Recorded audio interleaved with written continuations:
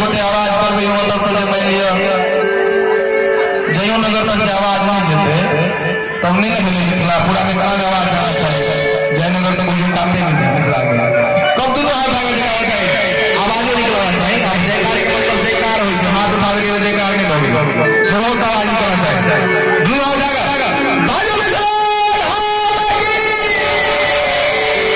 आप निकला धाम लगेगा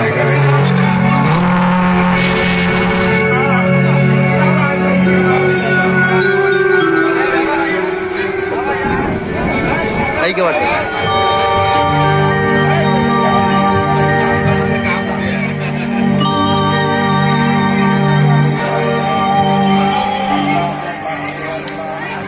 सबसे सुंदर मिथिला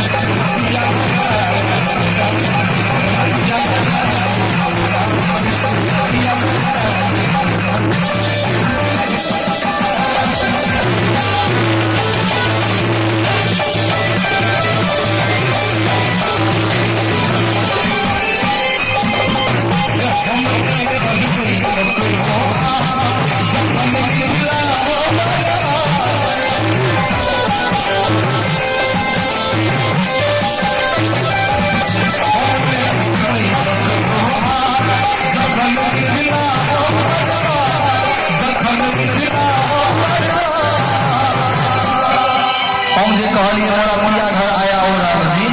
तो जुलूम की कही करिए ये अपन बहनों जो पिया के ये कि घर बना के जे कहीं नंबर दी है हे हो जखन मिथिला हमारी बात जखन मिथिला हमारी बात तो हमर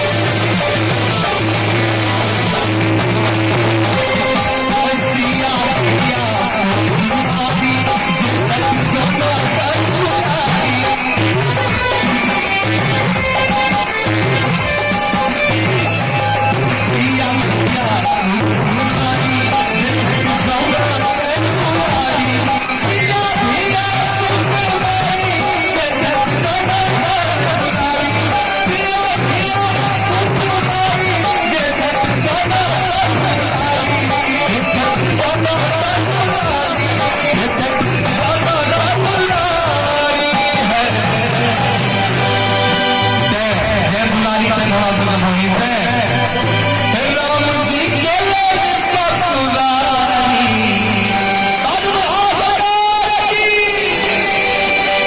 जो राम जी के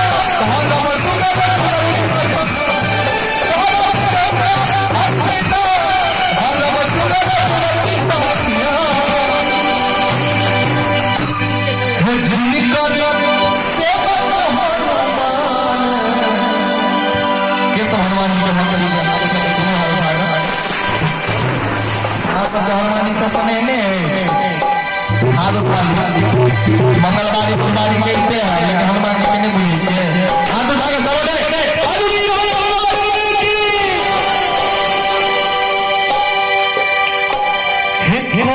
गंगा असना भगव जुगल मुरली बजना जिनकर से